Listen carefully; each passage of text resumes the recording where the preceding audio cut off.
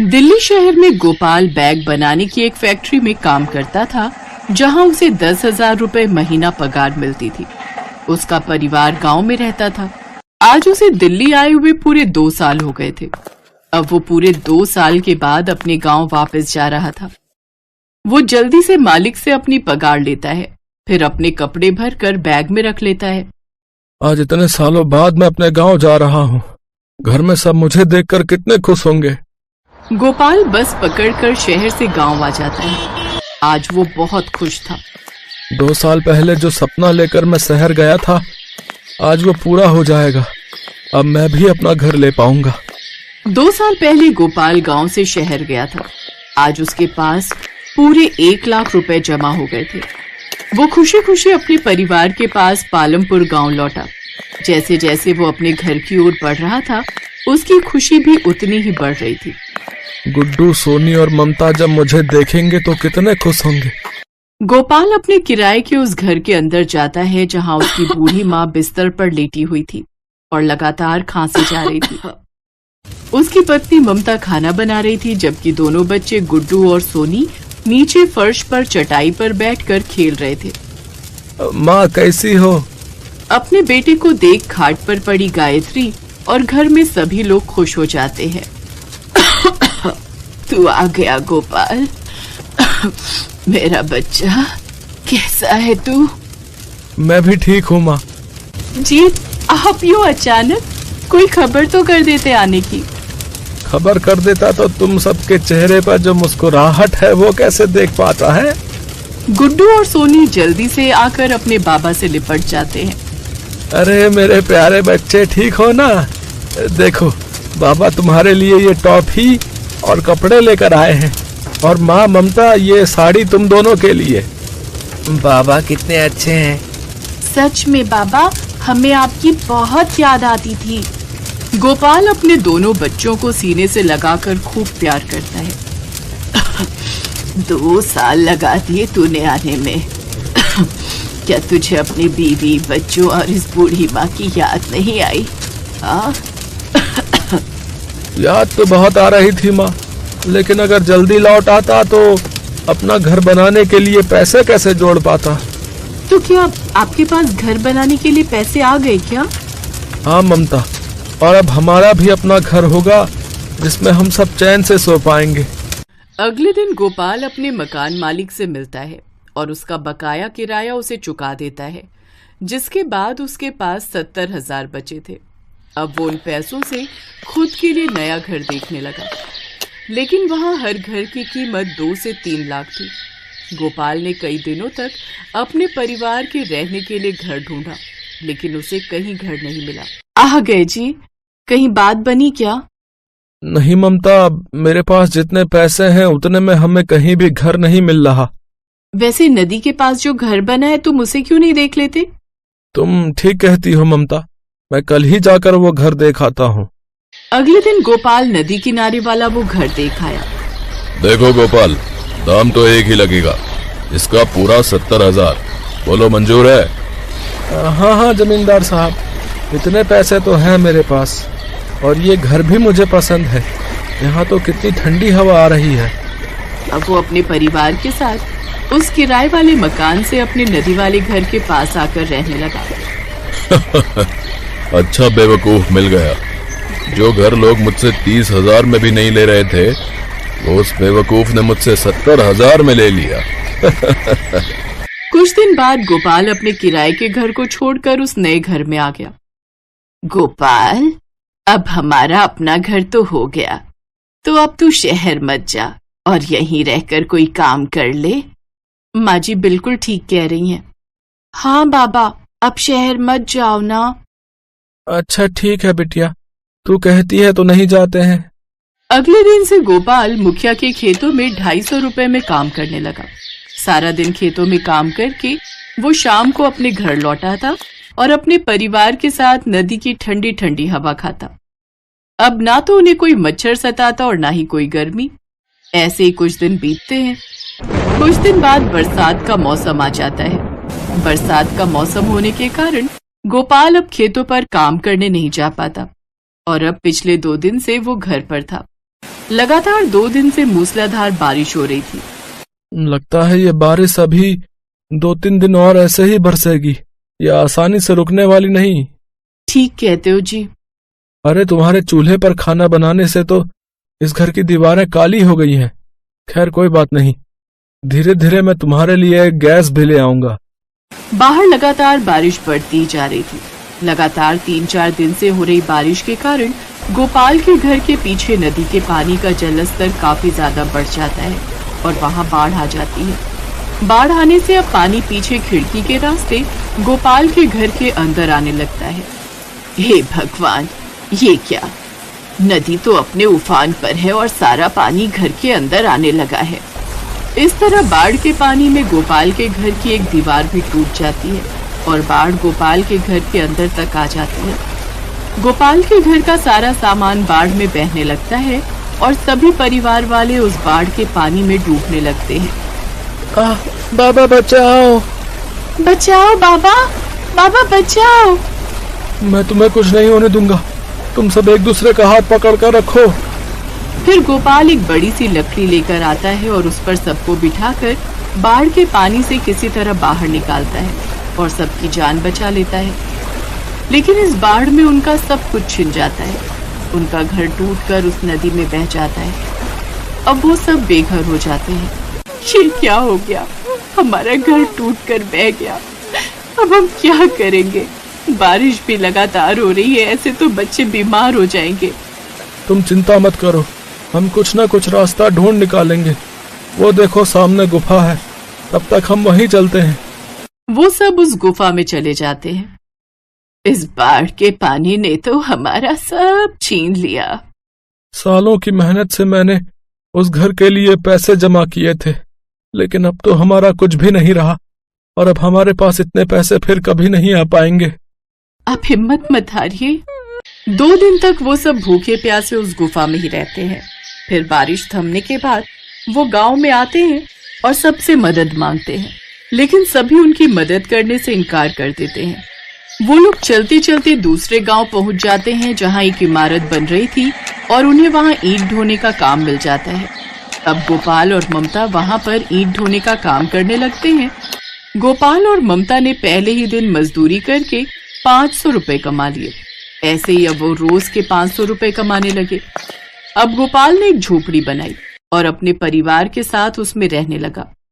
लेकिन एक रोज उनके गांव का मुखिया उस गांव में आया और उसने गोपाल को उस झोपड़ी में रहते देख लिया। गोपाल, तुम यहाँ इस गांव में क्या कर रहे हो? फिर गोपाल उसे पूरी बात बताता है। ओहो, ये तो तुम्हारे साथ बहुत बुरा हुआ भाई। लेकिन उस जमींदार ने तुम्हारे साथ धोखा किया है। उसने तो तुम्हें वो घर बेच दिया जिसे कोई खरीदता ही नहीं था, क्योंकि नदी किनारे होने के कारण उसकी नींव काफी कमजोर हो चुकी थी और उसकी दीवारें थोड़ी सी बाढ़ आने पर भी ढह सकती थीं। साथ ही बरसात के समय उस नदी में हर साल बाढ़ आना तो तय था। क्या जमींदार ने तुम्हें ये सब बातें पहले नहीं बताई?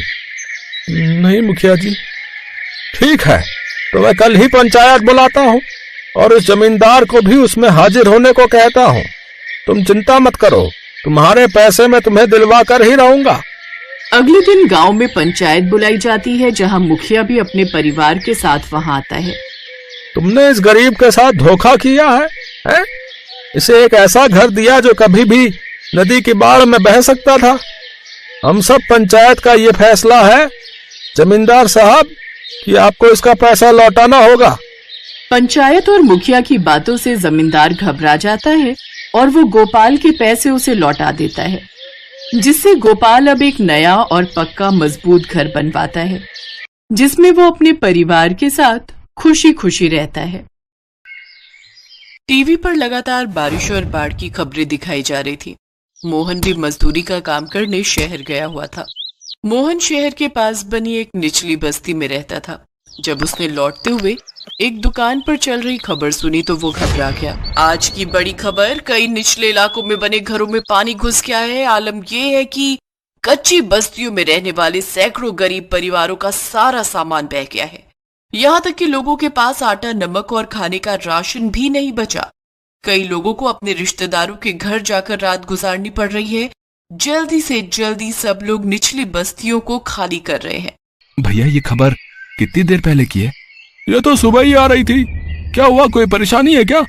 हाँ भैया, मेरा घर भी निचली बस्ती में है, इसलिए चिंता में हूँ। अच्छा चलता हूँ, राम राम। पता नहीं घर का क्या हाल होगा। कब से सोच रहा था छत ठीक करवा लूं, पर क्या करूं, बारिशों में कोई मजदूरी का काम ही नहीं देता। थोड़ा सामान खरीद कर घर ले जाता हूं, पता नहीं ज्यादा बारिश बढ़ गई तो कुछ खाने पीने को भी मिले या नहीं। मोहन परेशानी की हालत में अपने आप से बातें करता हुआ जल्दी जल्दी कदम बढ़ा रहा था। बारिश की वजह से शहर की सड़कों पर भी पानी भर गया था। मोहन के पास 100-200 रुपए थे, जिनका वो खाने पीने का सामान खरीद कर घर पहुंचता है। उसकी पत्नी और बच्चे घर में घुसे पानी को बाहर फेंक रहे थे। सावित्री रुको, मैं तुम्हारी मदद करता हूँ, लाओ बाल्टी मुझे दो। कितनी देर से बारिश आ रही है, रुकने का नाम ही नहीं ले रही। बारिश रुक जाए तो थोड़ा पानी घरों से नीचे उतर जाएगा। चिंता मत करो सावित्री, अब तो रात का समय है, हम कल सुबह ही शहर चले जाएंगे। यहाँ रहना अब खतरे से खाली नहीं। पूजा, बिट्टू, ये लो बच्चों, ये खाने का सामान लाया था, इसे वहां सूखी जगह पर रख दो। मोहन और सावित्री काफी देर तक घर से पानी निकालने का प्रयास करते हैं। कुछ देर बाद बारिश रुक जाती है। माँ बापू, बारिश रुक गई। अगर रुकी रहे तो कोई परेशानी नहीं होगी, फिर से शुरू हो गई तो हमें ये जगह खाली करके जाना ही होगा। ये लो, थोड़ा सा खा लो, जब से आए हो तब से तुमने कुछ भी नहीं खाया। अरे मोहन, अरे सामान बांध ले, पता नहीं कब हमें यहाँ से जाना पड़े। सब लोग बस्ती के बाहर बने बड़े पुल पर जा रहे हैं। हाँ बांध रहा हूँ, बस थोड़ा कुछ खा लूं, सुबह से कुछ भी नहीं खाया है। सुबह तक देखते हैं क्या होगा, अगर जरूरत पड़ी तो सामान बांध ही लेते हैं, जल्दी जल्दी निकल जाएंगे। सावित्री सारा सामान बांध लेती है और सुबह होने का इंतजार करते हैं। मोहन थका हुआ था, इसलिए उसे लेटते ही गहरी नींद आ गई। बच्चे भी वहीं सो गए। सुबह सावित्री की आंख खुली तो उसने देखा कि उनकी खटिया के आसपास ढेरों पानी भरा हुआ है और लोग भागा दौड़ी मचा रहे हैं। अरे मोहन भैया जल्दी चलो, अरे निचले इलाके में बारिश के कारण बाढ़ आ गई है, हमें जल्दी ही पुल पर पहुंचना होगा। सावित्री जल्दी बच्चों को उठा, वरना बहुत देर हो जाएगी। बाढ़ का पानी बढ़ता ही जा रहा है और बारिश भी तेज हो गई है। पूजा, बिट्टू, उठो बच्चों, हमें यहाँ से जाना होगा। सावित्री, सारा सामान बाढ़ के पानी में भीग चुका है, अब कुछ भी ले जाना खतरे से खाली नहीं, बस किसी तरह अपनी जान बचा लेते हैं। चल तू पूजा का हाथ पकड़, मैं बिट्टू का हाथ पकड़ता हूँ। अभी मोहन बिट्टू का हाथ पकड़ने आगे ही बढ़ा, तभी मकान की छत टूटकर नीचे गिर गई और छत का एक टुकड़ा बिट्टू के सिर में जा लगा। बिट्टू के सिर से खून बहने लगा। बिट्टू बेहोश हो गया। बिट्टू, मेरे बच्चे, सुनो जी, कुछ करो, बिट्टू के सिर से खून बह रहा है, ये आंखें भी नहीं खोल रहा। घबरा मत सावित्री, बिट्टू को कुछ नहीं होगा, मैं कुछ करता हूँ। बारिश में बाढ़ के गहरे पानी में मोहन इधर उधर सबसे मदद मांगने लगता है। ओ भैया, तुम उस ओर जा रहे हो तो किसी डॉक्टर को भेज देना, भैया तुम्हारी बड़ी मेहरबानी होगी। अरे भाई, इतनी बारिश में इस बाढ़ के पानी में कोई डॉक्टर नहीं मिलेगा, सब शहर में रहते हैं, यहाँ निचले इलाके में कोई डॉक्टर नहीं आएगा। भैया, यहाँ डॉक्टर मिलना बहुत मुश्किल है। एक काम करो, तुम पुल तक पहुँच जाओ, हो सकता है वहाँ कोई सुरक्षा कर्मी मिल जाए। हाँ ये ठीक रहेगा, मैं अभी जाता हूँ। हे भगवान, मेरा बच्चा, उसकी रक्षा करना प्रभु। बाढ़ के पानी में तैरता हुआ मोहन पुल तक पहुंचने की कोशिश कर रहा था। उधर सावित्री का रो रो कर बुरा हाल था। बिट्टू की तबीयत बिगड़ती जा रही थी। घर में पानी भरा हुआ था और खून से लथपथ बिट्टू बेहोश पड़ा था। कहाँ रह गए जी, जल्दी आओ, हमारे बिट्टू की तबीयत बिगड़ती जा रही है। मेरे बच्चे आंखें खोल, इसका तो बदन बुखार से तप रहा है। हे ईश्वर, अब तो आप ही का सहारा है, इन्हें जल्दी से भेज दो। मोहन किसी तरह पुल तक पहुंचता है, पर वहां भी भगदड़ मची हुई थी। भैया, यहाँ पर कोई डॉक्टर मिलेगा कहीं? तुमने कोई आसपास डॉक्टर देखा है? नहीं भैया, और यहाँ कोई डॉक्टर नहीं मिलेगा। इतनी भीड़ में तुम्हें लगता है कि कोई डॉक्टर मिलेगा? अरे बाढ़ की वजह से हम गरीबों का कितना बुरा हाल है, सब इधर उधर अपने परिवार को ढूंढने में लगे हुए हैं, कहीं भी कोई डॉक्टर नहीं दिखाई दे रहा। भगवान मदद करो, मुझ गरीब पर दया करो, मेरी मदद करो। अचानक भीड़ में से एक डॉक्टर मोहन को रोता हुआ देख लेता है।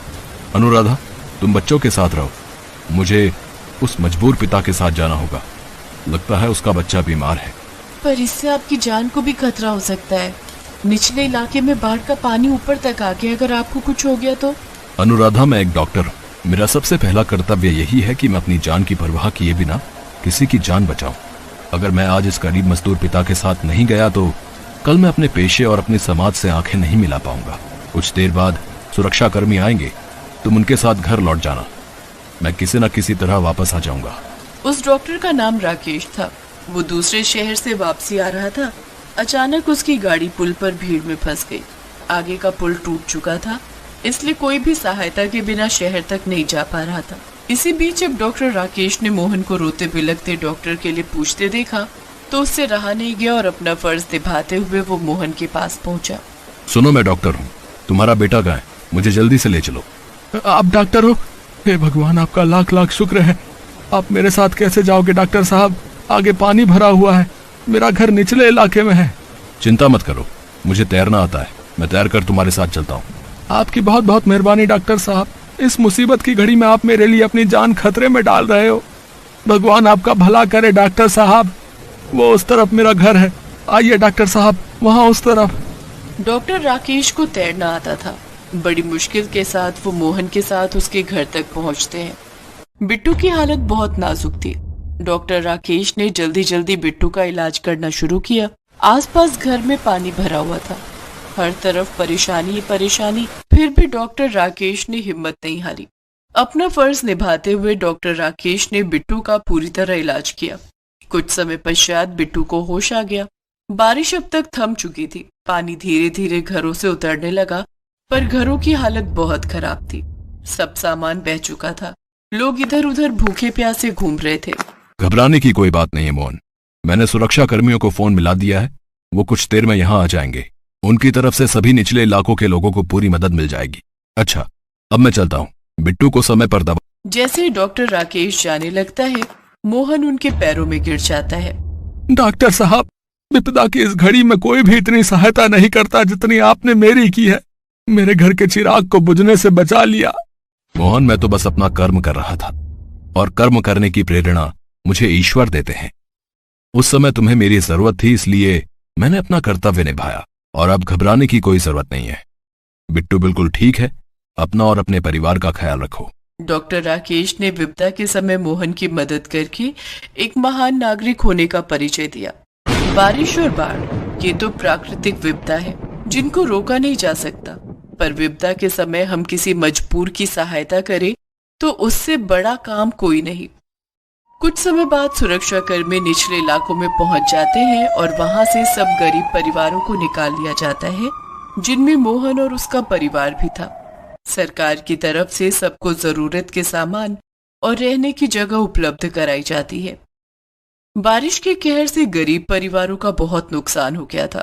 कुछ समय बाद जब मौसम बदलता है तो फिर से जिंदगी की गाड़ी पटरी पर आती है और गरीब परिवार एक बार फिर से नई उम्मीद के साथ जिंदगी के रास्ते पर बढ़ जाते हैं। इस वीडियो को लाइक करें, हमारे चैनल को सब्सक्राइब करें, बेल आइकन जरूर प्रेस करें हमारी न्यू वीडियो सबसे पहले देखने के लिए।